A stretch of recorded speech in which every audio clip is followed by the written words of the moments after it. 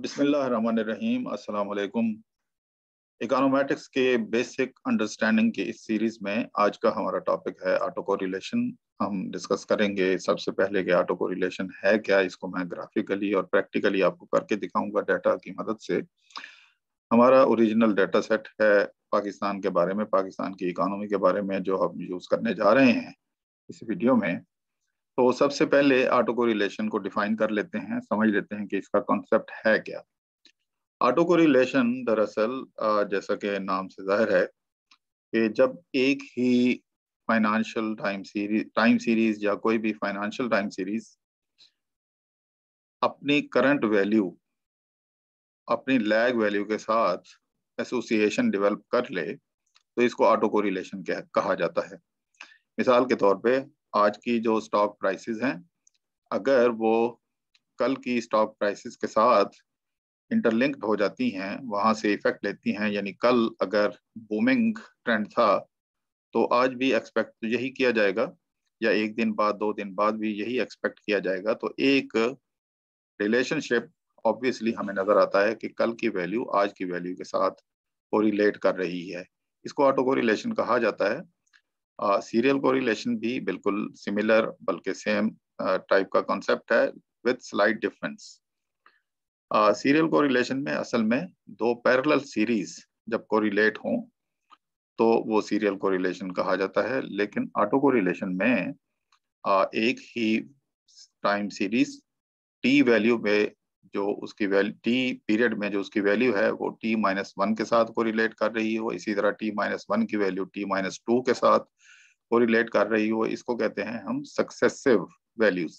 तो जो successive values हैं आपस में एक दूसरे से इफेक्ट ले रही होती हैं, रिलेट कर रही होती हैं, तो इसको ऑटो कोरिलेशन कहा जाता है। तो इसकी कई वजूहात हैं।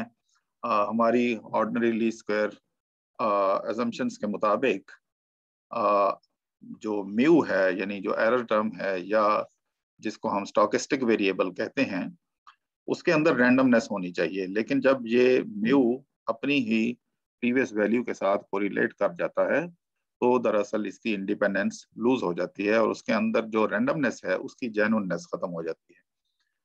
अब बगैर टाइम ज़ाया किए हम जाएंगे ऑटो कोरिलेशन, यानी इसका सबसे पहला स्टेप यही है कि हम रिग्रेशन एस्टिमेट करते हैं। क्योंकि हम इकोनोमेटिक्स के पर्सपेक्टिव में कर रहे हैं, इसलिए हम सबसे पहले रिग्रेशन एस्टिमेट करेंगे। मिसाल के तौर पर रिग्रेशन के लिए जो मैंने डाटा है, ये पाकिस्तानी डाटा है, जिस एनुअल डाटा हम यूज कर रहे हैं 1994 से 2020 तक का 27 ऑब्जर्वेशन हैं। तो ये मेरे वेरिएबल्स हैं जिनको मैं यहाँ से चूज करता हूँ। मैं इसके साथ साथ आपको एक्सप्लेन भी करूंगा कि ये वेरिएबल्स किस चीज के बारे में है।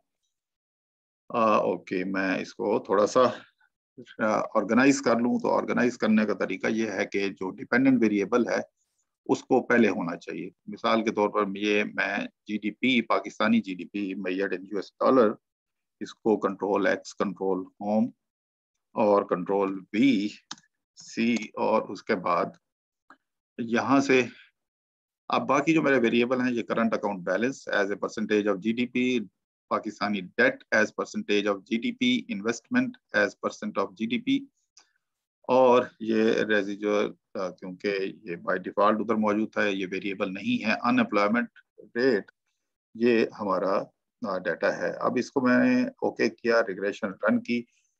इसमें ऑटो कोरिलेशन मेजर करने के लिए हम सबसे पहले रेजिडुअल सीरीज जनरेट कर लेते हैं। उसका तरीका यह है कि हम प्रॉक में ये है मेक रेजिडुअल सीरीज, और इसका नाम बाय डिफॉल्ट यही आ जाता है रेसिड 01। ओके किया।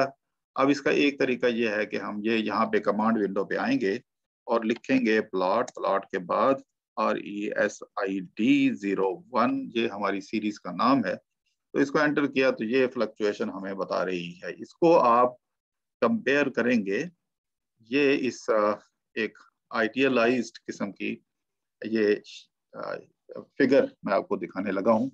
ये यूटी यानी एरर टर्म या जो रेजिजुअल है, यानी y-y हैट, जिसको आमतौर पे हम पढ़ते आए हैं, तो इसको टाइम या ट्रेंड के अगेंस्ट जब प्लॉट करते हैं और इसके अंदर मूवमेंट इस तरह से स्लो हो, यानी बहुत स्लो मूवमेंट हो, तो ये जैसे राइजिंग है पॉजिटिव फॉलोज पॉजिटिव वैल्यू, और फिर उसके बाद जब ये डिक्लाइन है तो declining value follows declining value.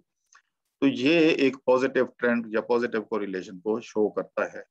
अब क्योंकि यहाँ पे डाटा कम है, तो इसलिए ये डॉट्स जो हैं बहुत स्कैटर्ड हैं, लेकिन इसके बाद जब हम इनको लाइन से कनेक्ट किया गया है तो ये हमें बता रहा है कि there is positive autocorrelation. एक तो ये तरीका है। दूसरा इसका तरीका ये है कि हम स्कैटर प्लॉट बना लें। मिसाल के तौर पे हम इसी को कंट्रोल सी, और शुरू में हम प्लॉट की बजाय हम लिखेंगे स्कैट। स्कैट के बाद ये आपको पता है कि ई व्यूज में हमें वो वेरिएबल जो हमने एक्स एक्सिस पे दिखाना हो उसको पहले लिखते हैं, और जो वाई एक्सिस पे दिखाना हो उसको बाद में लिखते हैं। इसको एंटर किया तो ये स्कैटर प्लॉट, इसमें ये जो रिलेशनशिप शो हो रहा है, ये डॉट की जो मूवमेंट है, आप देखें ये अपवर्ड ट्रेंड है।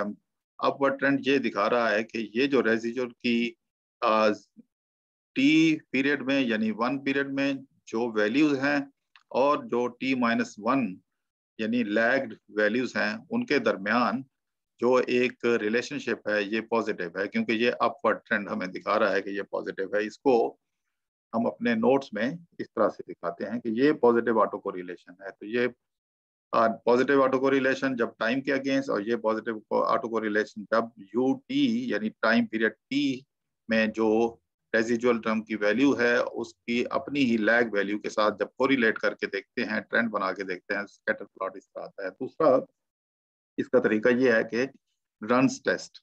रन्स किसे कहते हैं? मिसाल के तौर पे ये जो हमारी रेजिजुअल या ये जो सीरीज है, ये जो हमने यहाँ पे दिखाया है, ये अगर आप इसको देखें तो ये नेगेटिव वैल्यूज ये रेजिजुअल्स की नेगेटिव वैल्यूज हैं, यानी म्यू की नेगेटिव वैल्यूज हैं।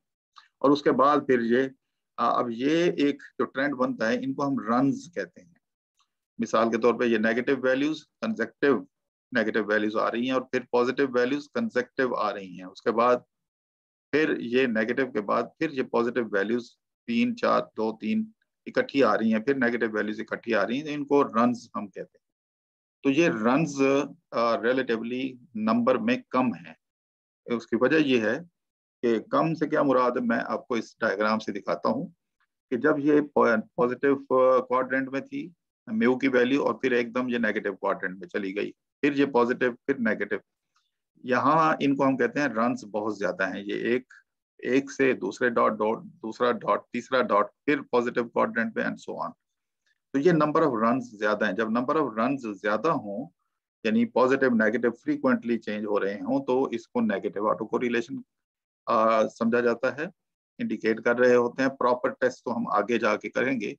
और अगर ये वैल्यूज कंसेक्टिव पॉजिटिव हों फिर कंसेक्टिव नेगेटिव हों तो इस तरह का ट्रेंड बनता है, तो इसको पॉजिटिव ऑटो कोरिलेशन कहा जाता है।